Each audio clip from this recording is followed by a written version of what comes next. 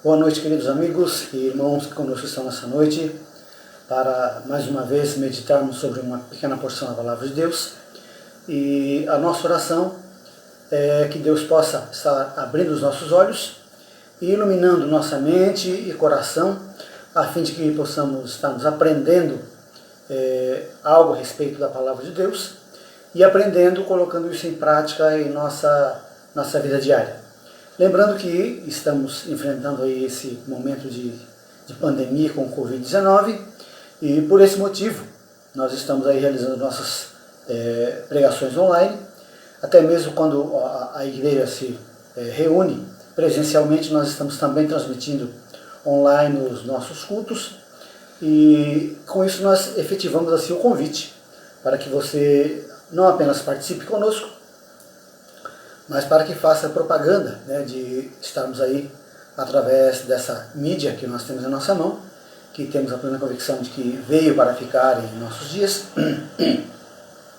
nós possamos estarmos compartilhando de forma aberta, clara e cristalina a santa e inspirada palavra do Senhor. Então você é nosso convidado e ao mesmo tempo também você pode externar esse convite a outras pessoas, divulgando, o nosso canal, divulgando o nosso trabalho através da nosso canal no YouTube, Igreja Batista Graciense, e assim nós estamos aí semeando a palavra do Senhor. Que nessa noite nós possamos meditarmos em um determinado tema e que esse tema possa ser de utilidade para nossas vidas, a fim de que nós possamos aprender, crescer e desenvolver aquilo que nós estamos aprendendo da palavra do Senhor. Nós vivemos em um mundo que eu costumo dizer está e é cristianizado, onde uma grande porcentagem da nossa população, inclusive brasileira, se posiciona como cristãos. Não há nenhuma dúvida de que somos em todas as suas vertentes, porque quando nós somos cristãos, nós vamos pensar os religiosos evangélicos, os católicos. Nós somos, de fato, o cristianismo, a maior religião do nosso país. E é isso que aponta os últimos censos aí realizados em terras brasileiras. Porém, o grande problema que vemos com isso é o que nós chamamos de a banalização do termo cristão. Pois, infelizmente, nossas casas de detenção, presídios, penitenciárias se encontram cheias, saturadas de pessoas que se dizem, que se denominam cristãos. E em nossa sociedade comum, os que estamos fora desse sistema, de um modo geral, onde a maioria também se posiciona como cristãos, ora com um crucifixo no pescoço, ora com uma Bíblia debaixo do braço, na sua mão, ora com uma camiseta onde se vê estampada a sua classificação cristã. Porém, com tudo isso, nós que caminhamos aí no meio da sociedade, entendemos que ninguém em sã consciência pode, de forma natural, confiar em ninguém, infelizmente. Mesmo que vivemos em sociedade cristã, nós não podemos, infelizmente, não dá para confiar uns nos outros. Dentro das nossas igrejas cristãs, católicas ou evangélicas, para a nossa vergonha, nós já não sabemos se é o joio que está sendo semeado no meio do trigo, ou se é o contrário, o trigo semeado no meio do joio. Pelo mau testemunho de muitos, inclusive de algumas lideranças que se encontram em iminência dentro do nosso cristianismo professo. Vivemos, infelizmente, um evangelho que não ilumina, não é capaz de dar sabor ou de salgar, de temperar, e que de uma certa forma podemos entender que na linguagem de Jesus não serve para nada. Porque se uma pessoa se diz cristã, se uma pessoa se assume como cristão, mas a sua vida não denota os valores do cristianismo, esse cristianismo que ela professa é uma mera religião que não serve para nada, Entendemos que vivemos um cristianismo, fruto de um evangelho que é genérico. Um evangelho que, por sua conta, não é capaz de transformar a vida de ninguém. Por conta de estarmos caminhando aí, né, na ideologia venha como estás e continue. Quando, na verdade, o evangelho verdadeiro, genuíno, que de acordo com a palavra de Deus, é o poder dele para a transformação de todo aquele que crê, é o evangelho que nos chama como de fato nós estamos, mas que nos oferece a perspectiva e a necessidade de mudanças, algumas mudanças radicais, algumas mudanças instantâneas e algumas mudanças posicionais e gradativas, porque também ninguém muda por completo de uma hora para outra.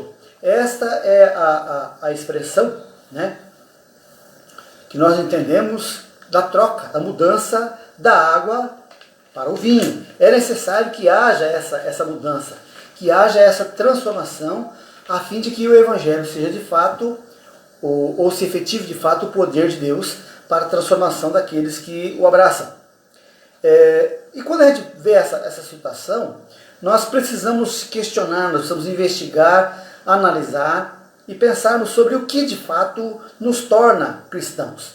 E para respondermos a essa questão, a esse questionamento, somos obrigados a recorrermos à palavra de Deus, que nos narra a história, não apenas então somente do Senhor Jesus Cristo, mas também dos primeiros cristãos, os seus discípulos. E é para ela que nós vamos recorrer agora, é ela que nós vamos ler e meditar um pouco sobre o que ela nos ensina dentro desse contexto, dando-nos conta de que o que de fato é que nos torna cristãos. Muito bem. Atos dos Apóstolos, capítulo 11, versículo de número 26, nós lemos assim. Eu vou ler o 25 e o 26. Então Barnabé foi a Tarso em busca de Saulo. Quando o encontrou, levou o amigo para Antioquia. Assim, Barnabé e Paulo ficaram lá um ano inteiro, reunindo-se com a igreja e ensinando um grande número de novos convertidos. Foi ali, em Antioquia, que os discípulos foram chamados de cristãos pela primeira vez. Vamos orar?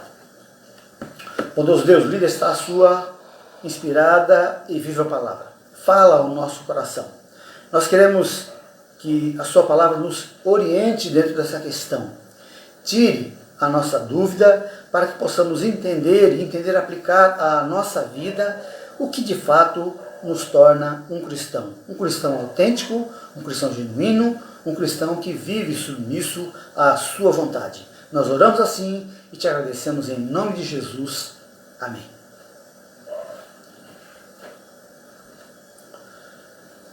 É bem provável que esses discípulos, né, demarcados no texto que nós acabamos de ler, tenham recebido esse apelido, né, pela primeira vez como uma alcunha, uma forma de zombaria, de demérito, pois, principalmente para a nação do povo judeu, no qual eles estavam inseridos, né, a figura de Jesus Cristo, o Nazareno, era uma figura que estava atrelada a uma vergonha nacional. O Senhor Jesus era visto pelos seus compatriotas como o judeu que se posicionou com um certo despeito de líder religioso e foi condenado à morte como um vexame nacional, como uma vergonha nacional, a morrer de cruz. E a morte de cruz era uma das mais hediondas e vergonhosas formas de se tirar a vida de alguém. Inclusive nas Escrituras, nós lemos no Velho Testamento que todo aquele que fosse pendurado no madeiro era considerado uma pessoa amaldiçoada. Mas eles não foram assim chamados apenas por ridicularização ou por zombaria, porque possuíam algumas características que os ligavam a Jesus Cristo. Então eles não foram apenas chamados de cristãos por zombaria, sim, mas eles possuíam algumas características que de alguma forma os levavam a serem reconhecidos como seguidores, como discípulos de Jesus Cristo. A etimologia, né, ou o estudo da palavra cristão, sugere o seu significado literal de um pequeno Cristo, ou seja, alguém que de alguma forma possui semelhanças com o Cristo. O que por si só já era uma honra para aqueles discípulos e deve e deveria ser também para todo cristão dos nossos dias. Então, quais são essas características na vida desses homens e mulheres, discípulos de Jesus Cristo, que devem nortear as nossas vidas nos dias de hoje?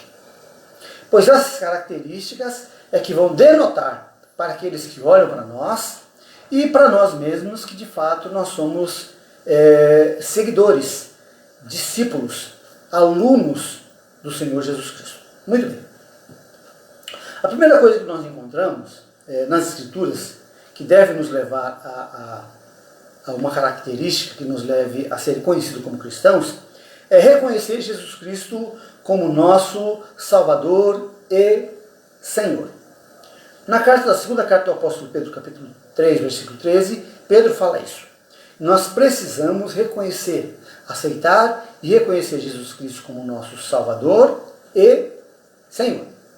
Como já dissemos, o termo cristão em nossos dias está muito banalizado, pois muitas pessoas se dizem cristãs simplesmente por frequentar uma igreja cristã ou porque possuam, o seu nome atrelado ao rol de membro de alguma igreja cristã.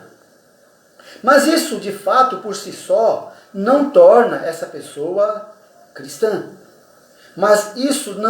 Pois isso não adianta nada. Não é isso que faz com que ela seja vista no dia a dia, em seus relacionamentos interpessoais, como uma pessoa cristã. A primeira coisa e imprescindível característica de um verdadeiro cristão é que eles passaram por uma experiência autêntica, genuína e por isso transformadora com Cristo. Esses discípulos que aí no livro de Atos dos Apóstolos já eram um número de cerca de quase 5.000 pessoas, que começou com um grupo de 120, eles possuíam as características que denotavam que eles haviam estado com Jesus. E por estarem com Jesus, eles viviam aquilo que Jesus ensinava e procuravam imitar Jesus, inclusive com as suas vestimentas. Não é à toa que na noite em que Judas traiu o Senhor Jesus Cristo, Judas deu um sinal aos guardas pretorianos que foram prender Jesus, disse: quando eu chegar lá, vocês deixem que eu beije o mestre para vocês prenderem. Porque se dependesse deles prender Jesus sem o conhecer, ele ia prender qualquer um, porque eles trajavam iguais, eles possuíam características que denotavam que todos se pareciam muito com Jesus. Pessoas que foram por ele salvas, resgatadas do sistema mundano no qual estavam inseridos e transportados graciosamente para um novo mundo, uma nova vida, uma nova experiência de caminhada, não de forma religiosa, mas um estilo de vida. O cristianismo, de fato, não é uma religião. Jesus não veio nos trazer uma nova religião. Jesus veio nos trazer um estilo de vida, onde a vida dele é o nosso padrão, o nosso modelo. Essa experiência necessária e indispensável, pessoal e intransferível, é a que nos coloca frente a frente com Jesus, que se posiciona na nossa frente para nos dar o direcionamento, para nos dar o padrão, para nos dar o modelo de condutas e práticas cristãs que todos aqueles que quiserem ser os seus discípulos devem obedecer, seguir, viver. Essa é a fala do Senhor Jesus nos Evangelhos, quando ele diz: se alguém quer vir após mim, ou seja, se alguém quer ser meu discípulo, tome a sua cruz e siga-me. Ou seja, assuma as condições pelas quais você vai precisar passar para seguir os meus passos.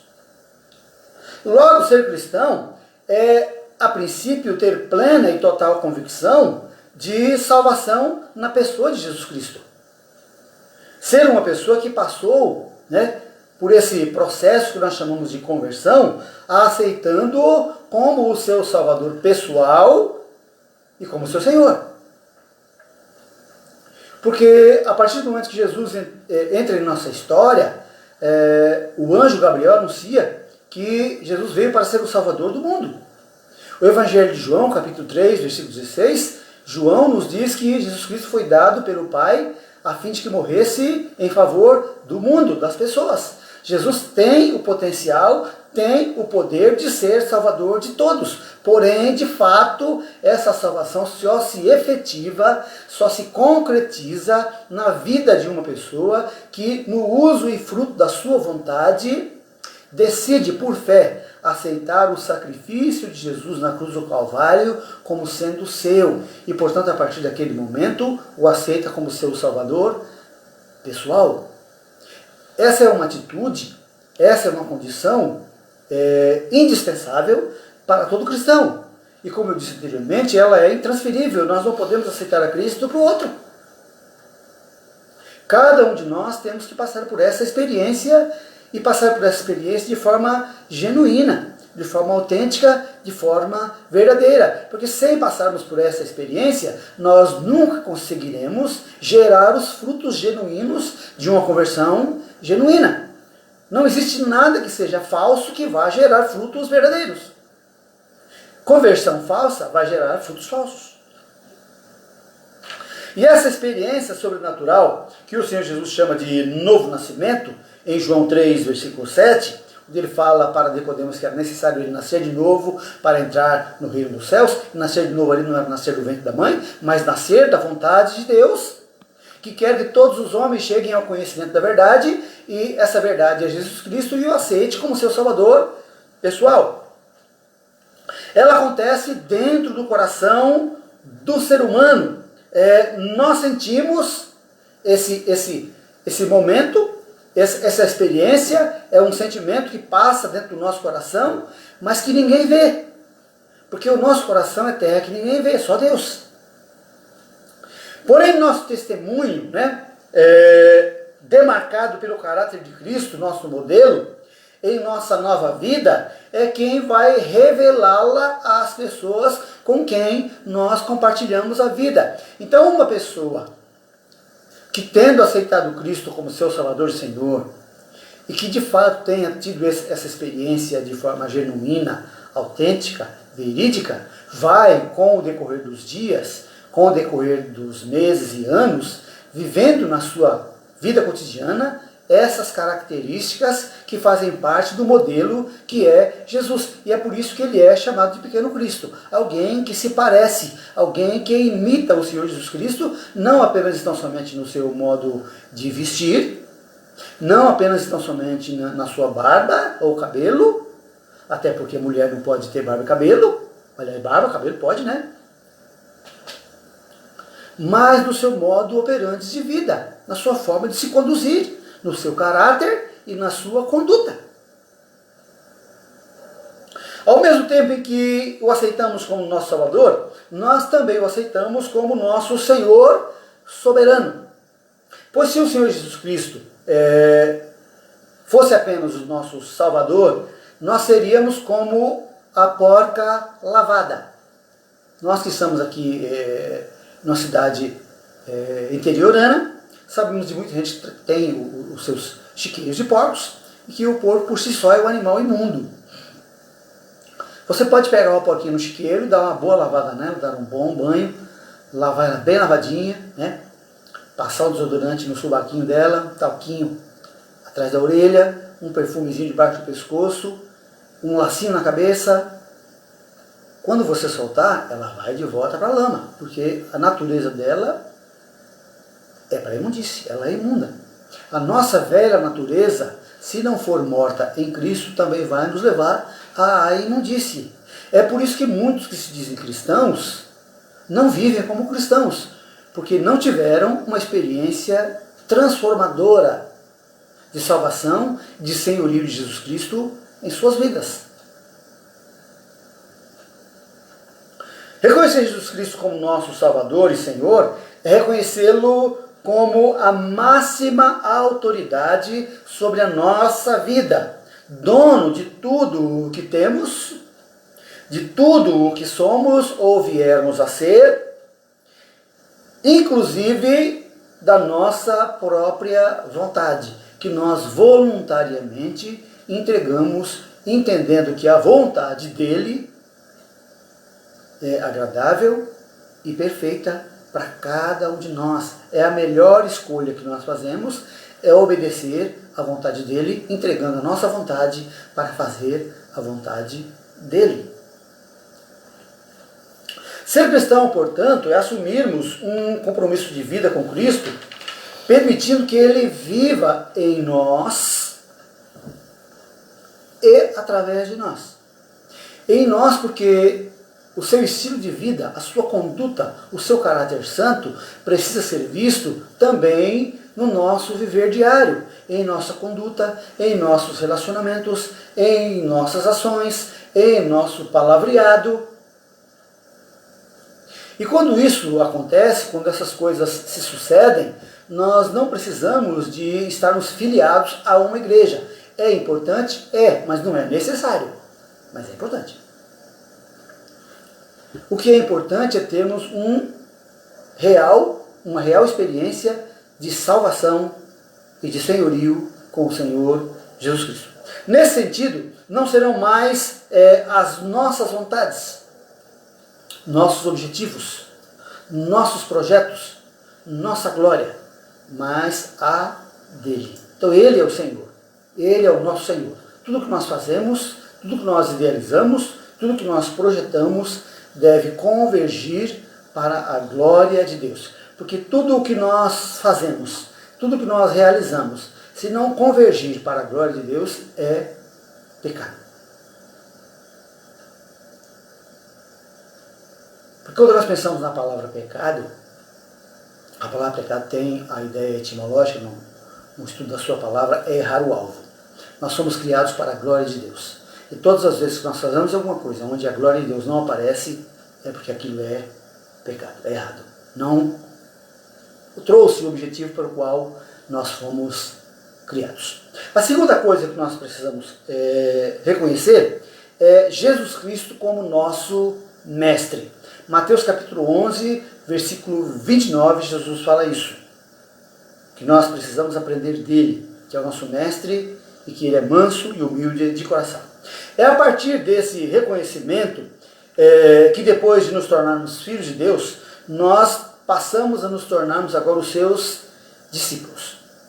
O novo nascimento nos insere na família de Deus. Depois de eu aceitar Jesus Cristo como meu Salvador e Senhor, as Escrituras nos dizem que nós somos adotados na família de Deus. Eu passo a ser filho com os mesmos direitos do Filho que Deus tem gerado, que é o Senhor Jesus Cristo, o seu Filho único. Ele nos adota e nos coloca na família do seu Pai, dando-nos os mesmos privilégios que ele possui. Agora, quando nós o reconhecemos como nosso mestre, nós somos inseridos por Jesus na sua escola, a escola do discipulado, a escola do cristianismo, a escola onde a vida é a nossa sala de aula diária. O discípulo é um aluno, um aprendiz matriculado em uma escola. No caso do cristão, essa escola é a própria vida, é a sua matrícula, é o novo nascimento ou a sua conversão. A vida cristã é uma nova vida, onde a vida terrena de Jesus é o nosso padrão, o nosso modelo. E, portanto, é Ele mesmo quem nos conclama a imitá-lo. Por isso diz, vinde a mim e aprendei de mim. Em nossa conduta pública e em nossa conduta privada. Em nossos deveres e obrigações seculares e pessoais e religiosos. Em nossas motivações e em nossos propósitos. Somos orientados a mantermos os nossos olhos fixos nele, no seu modo de vida singular, e pedir ao seu Pai graça para que nós possamos entregarmos diariamente a nossa vontade, nos submetermos à vontade dele, para que o Espírito Santo trabalhe dentro do nosso coração, gerando no nosso coração o caráter santo de Jesus. Porque se nós somos imitadores de Jesus, nós devemos imitá-lo, imitando o seu caráter. Em suma, ser cristão é viver como Cristo viveu. É óbvio que nós sempre precisamos, dentro desse patamar, pensarmos que há uma ressalva, né? De que mesmo depois de convertidos, mesmo depois de aceitarmos Cristo como nosso Salvador, Senhor e como nosso Mestre, nós ainda continuamos pecadores. Pecadores salvos, porém ainda pecadores. Antes de aceitarmos Cristo como Salvador e Senhor, todos nós somos ou éramos pecadores perdidos. Depois que aceitamos Cristo como nosso Salvador e Senhor, nós passamos a um outro patamar. Pecadores salvos, mas ainda somos pecadores. Ou seja, mesmo depois de convertidos, nós vamos fracassar, nós vamos falhar, nós vamos errar, nós vamos pecar. Mas Deus vai usar até as nossas falhas para nos corrigir, para nos disciplinar e nos ensinar como nós devemos nos comportar diante do padrão e o modelo que é o Senhor Jesus Cristo. E quando nós olhamos para Ele, nós precisamos enxergar que nós nunca atingiremos o padrão, porque Ele nunca pecou. Ele é impecável. Então, o padrão pleno, total, nós não atingiremos nunca. Mas devemos trabalhar o máximo possível para nos aproximarmos, para nos equipararmos àquilo que Ele tem sido e tem nos mostrado como o homem que Ele viveu nesse planeta, e nós devemos procurar imitá-lo em todas as circunstâncias da nossa vida. Por isso, eu costumo dizer que Deus não exige de nós perfeição. Se Ele exigisse de nós perfeição, estaríamos perdidos, porque nenhum de nós é perfeito, certo? O que Ele exige de nós é uma santificação que caminha dentro de um processo chamado de progressão. Dia a dia eu preciso progredir. Eu preciso amanhã ser um cristão melhor do que eu sou hoje. Eu preciso amanhã ser um melhor patrão do que eu sou hoje. Eu preciso amanhã ser o melhor pai do que eu sou hoje. Eu preciso amanhã ser o melhor marido do que eu sou hoje, e assim sucessivamente, depois do dia em que eu o aceitei como meu Salvador, como o meu Senhor e como o meu Mestre. Eu estou em uma escola de progressão espiritual. A terceira característica é que nós precisamos reconhecer o nosso papel como testemunhas fiéis do Senhor Jesus Cristo. Nós encontramos essa citação em Atos capítulo 1, versículo 8, onde o Senhor Jesus, nós somos as suas testemunhas, ou devemos ser suas testemunhas. Todo cristão genuíno possui e entende a sua responsabilidade, né? O seu compromisso e privilégio de anunciar a outras pessoas a graça maravilhosa de Deus, a salvação que ele recebeu dadivosamente das mãos do seu Senhor. Essa a fala do Senhor, só recebemos de graça nós também devemos oferecer a outras pessoas. Então a salvação é oferecida a todos de graça. E aqueles que foram alcançados por essa graça devem agora trabalhar anunciando a outras pessoas que ainda não foram alcançadas, para que essa graça se efetive também na vida dos seus amigos, dos seus compatriotas, dos seus companheiros, dos seus parentes, dos seus inimigos e assim sucessivamente.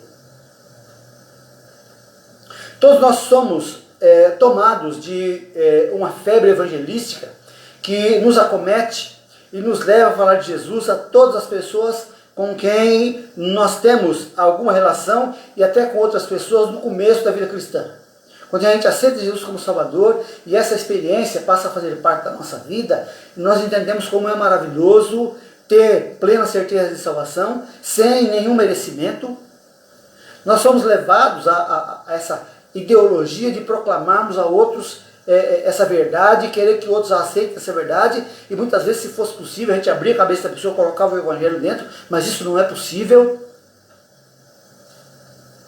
Mas com o passar do tempo, a gente perde esse ardor.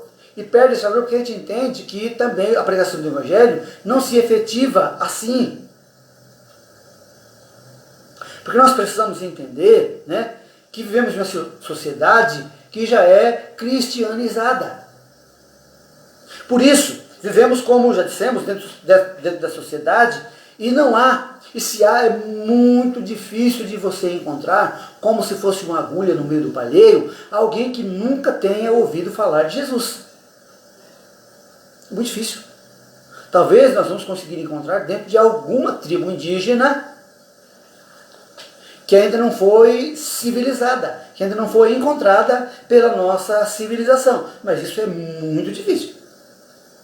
Muito difícil. Nosso compromisso de divulgar os ensinos de Jesus passa por alguns estágios.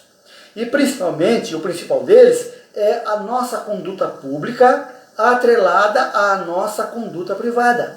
Ou seja, para que nós possamos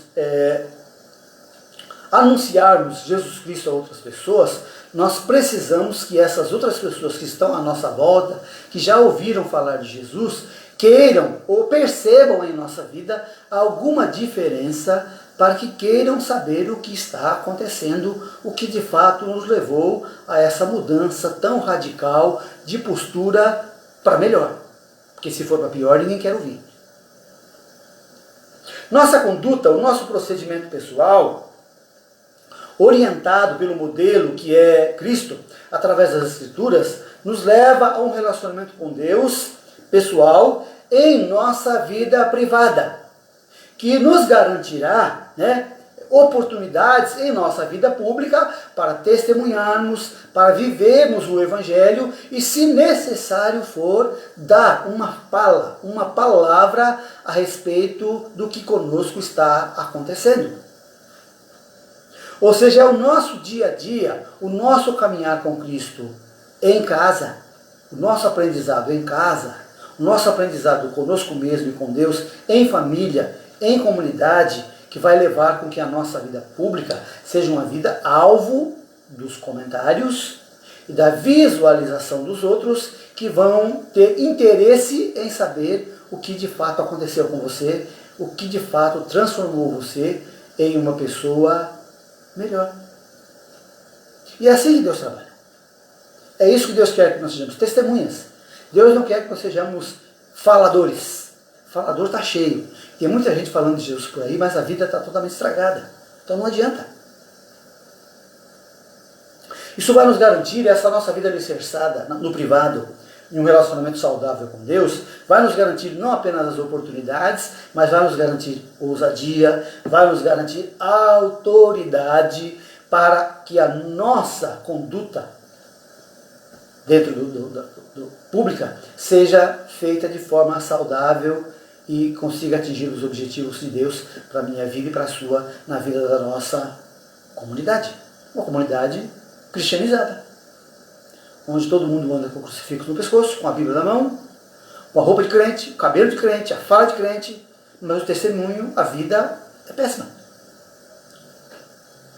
Se minha conduta privada é descompromissada com a pública, ou seja, se a minha conduta privada é falha, é imperfeita, e eu quero mostrar que é perfeita na pública, eu sou um camarada que nós chamamos de hipócrita, um falso. E se a minha vida pública é desprovida da minha vida privada, se eu tenho uma vida privada que é singular, que é boa, mas eu não transmito isso para os outros, eu sou um traidor. Porque tem uma mensagem tão extraordinária na minha vida, que mudou a minha vida, e eu não compartilho isso com os outros, eu sou um traidor daquele que me deu de graça para eu transmitir esse poder a outras pessoas. Logo, nós precisamos caminharmos a ideia, né, em toda e qualquer situação que nós vamos viver, que eu vivo o que falo e falo o que vivo. As duas coisas estão interligadas. Nós não podemos sermos um mero falador sem viver o Evangelho. E nós não podemos viver o Evangelho sem anunciarmos com a nossa conduta pública aquilo que de fato aconteceu em nossa vida. Isso é inevitável. Nosso testemunho, nosso novo modo de vida, né, é a chave nas mãos de Deus para podermos falar aos outros do seu grande amor para com todos os homens e anunciarmos com todos os nossas facções humanas, né, o plano redentivo para que ele possa alcançar todas as pessoas que estão à nossa volta, para que possam ver e vendo querer ouvir e ouvindo entender e entendendo aceitar ou rejeitar o plano de salvação. Antes de ganharmos as pessoas para Jesus, eu costumo dizer que nós precisamos ganhá-las para nós. Antes que as pessoas queiram saber quem é Jesus, elas precisam querer saber o que é que ele fez de bom para nós. Que transformação ele fez acontecer em minha vida para que as pessoas queiram ver ou ouvir o que aconteceu. Caso contrário, ninguém vai querer nos ouvir, né? Nós precisamos aprendermos a viver o Evangelho, um Evangelho de transformação, um Evangelho de mudança de vida, para que no momento certo Deus nos conceda oportunidades para aí sim falarmos dele para as outras pessoas. Enquanto isso, devemos buscar uma comunhão crescente, progressiva com ele, para que haja um aprendizado, porque ninguém se matricula já como mestre, ninguém se matricula já com a capacidade de ensinar, primeiro vai aprender, para depois ensinar. E nessa escola da vida nós aprendemos através da oração, através do estudo sistemático da Palavra de Deus e através da comunhão com os nossos irmãos em nossa vida privada. É no dia a dia. Ninguém precisa ver você orando. Ninguém precisa ver você estudando a Bíblia. Ninguém precisa ver você em comunhão com seus irmãos. Só Deus.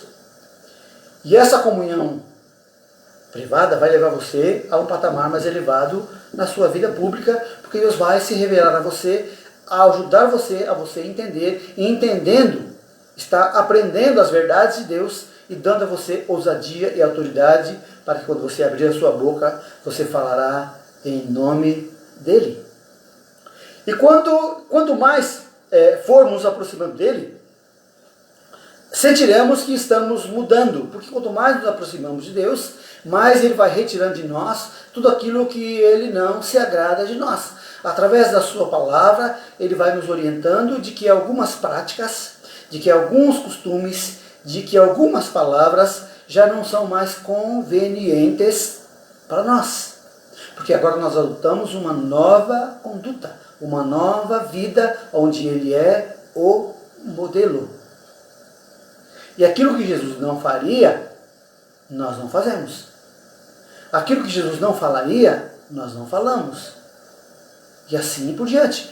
Nós só vamos aprendendo isso com o caminhar da vida cristã, com o desenvolver de um relacionamento genuíno, real e autêntico de uma pessoa com Deus. Esse aprendizado é só no altar de Deus. Passamos a ver o mundo de outra forma e nos comportarmos também de uma outra forma, uma forma que glorifique a Deus e nos proporciona oportunidades para testemunharmos o seu amor e poder. Então veja, diz que não é necessário você ter uma filiação a uma igreja, mas é importante porque a comunhão com os irmãos também vai fortalecer você. A comunhão dentro de uma igreja local também é didática, porque nós aprendemos uns com os outros. Aqueles que hoje estão ensinando, lá atrás eram alunos. E você que hoje é aluno, amanhã vai ser professor. E assim é dentro de uma comunidade cristã. Nós estamos sempre aprendendo e aprendendo, ensinando. Porque essa é uma das leis do ensino. Todo mundo que milita na área do ensino, da didática, sabe que a gente ensina aprendendo e aprende ensinando. E a vida é assim. Principalmente a vida cristã, né? Como nós caminhamos assim, nós entendemos e conseguimos perceber e entender que temos alguém vivendo dentro de nós, norteando a nossa conduta. E esse alguém que vive dentro de nós, dentro do nosso coração, é o Senhor Jesus Cristo. E quando ele vive em nós, e ele dirige, ele governa, Ele lidera as nossas ações, aí sim nós podemos de fato sermos chamados de cristãos, porque nós vivemos como cristãos de fato somos. Então, o cristianismo de fato se efetiva na minha vida quando eu vivo como um discípulo de Jesus Cristo. Isso na minha vida privada e na minha vida pública. Se essa demonstração de vida cristã for apenas e tão somente na vida pública, eu sou um hipócrita. E se for apenas na minha vida privada, eu sou um traidor. As duas coisas estão atreladas, elas andam juntas. Todas as vezes que nós nos matriculamos na escola de Jesus e nós aprendemos com Ele, nós temos um real prazer, uma grande satisfação de ensinar os outros as verdades que nós aprendemos, porque de graça nós recebemos, de graça nós queremos dar, porque entendemos que a graça de Deus é o bem mais precioso que Deus tem para nos oferecer com quanto gente, com quanto pessoa, e nós devemos querer almejar, compartilhar essa graça com aqueles que nos cercam, com aqueles que nós amamos, com aqueles com quem nós compartilhamos a nossa vida, com quem temos relacionamentos longos, duradouros, com aqueles com quem nós nos relacionamos apenas por vermos no mercado, mas se há uma oportunidade, nós queremos compartilhar que viver a vida cristã é a coisa mais gratificante e maravilhosa que nós podemos ter, que nos garante uma eternidade segura nas mãos de Deus. Não mais uma religião, não mais uma religiosidade. Eu não preciso dessa religiosidade. Eu não preciso de nada que, de uma forma externa, me caracterize como um cristão. Porque dentro de mim eu já sou um cristão. E o que dentro de mim está aflorando, o Senhor Jesus Cristo vai transbordar na minha essência, do meu ser, e demonstrar a todos, como aqueles discípulos ali em Antioquia, todos que os viam, todos que compartilhavam a vida daqueles homens e daquelas mulheres, diziam, aqueles de fato são cristãos, porque eles viviam como Cristo viveu. É isso que vai fazer você e vai fazer a mim sermos de fato um cristão. E é isso que Deus espera de todos os seus discípulos, de todos os seus filhos, e a nossa oração é que todos aqueles que assumem uma posição ou que se dizem cristãos possam viver isso na prática, porque é isso que Deus espera de cada um de nós. Amém? Que Deus nos abençoe. Vamos orar mais uma vez? Bom Deus, somos gratos ao Senhor pela sua palavra. Ela é viva, ela fala por si só ao nosso coração. A despeito das minhas palavras, a sua palavra é que é a verdade. E nós pedimos que o Senhor possa com ela nos convencer de que de fato nós precisamos caminharmos por esses 3 passos para que o cristianismo que o Senhor quer que nós vivamos possa aflorar por onde quer que nós passemos e que o nosso testemunho possa, por onde quer que nós caminharmos, deixar bem claro o bom e maravilhoso perfume da pessoa maravilhosa de Jesus Cristo. Que todos nós possamos ser os cristãos comprometidos com a sua palavra, de vivermos em conformidade com o caráter de Jesus Cristo, que nela expresso está, para que nós possamos sermos assim um modelo de vida aqui neste mundo. Nós pedimos pelos nossos ouvintes que o Senhor possa abençoar aqueles que ainda porventura não te aceitaram como Salvador. Ó Deus, que a sua palavra possa falar aos seus corações e que eles possam entender como é tão simples te aceitar e te aceitando caminhar em comunhão maravilhosa contigo. Aos nossos irmãos e amigos que estão, te pedimos que o Senhor possa continuar nos dando a sua verdade para que a nossa conduta, que a nossa caminhada possa demonstrar na prática aquilo que de fato nós professamos com os nossos lábios. Aqueles que estão enfermos, seja pelo Covid-19, nesse tempo de pandemia que estamos vivendo, aqui em nosso município e fora da nossa região, em todo o nosso país, nós te pedimos que o Senhor tenha misericórdia. Nessa mesma palavra nós te agradecemos pelas notícias que temos tido aqui em nosso município, do número de casos que tem reduzido de pessoas acometidas. Muito obrigado, Senhor. Dirige, ó Deus, os nossos governantes locais, nosso prefeito municipal e aqueles que conosco estão na administração desta cidade, que haja sabedoria, discernimento, paciência, para que a administração pública dessa cidade possa convergir para o bem de todos nós, os munícipes. Toma para suas mãos nosso governo estadual, nosso presidente da República, que eles possam estar imbuídos da sua vontade de fazer aquilo que é reto e correto para todos os seus e nossos concidadãos. Nós te pedimos essas bênçãos e que nos dê um restante de noite abençoado na sua presença, no nome de Jesus. Amém. Boa noite.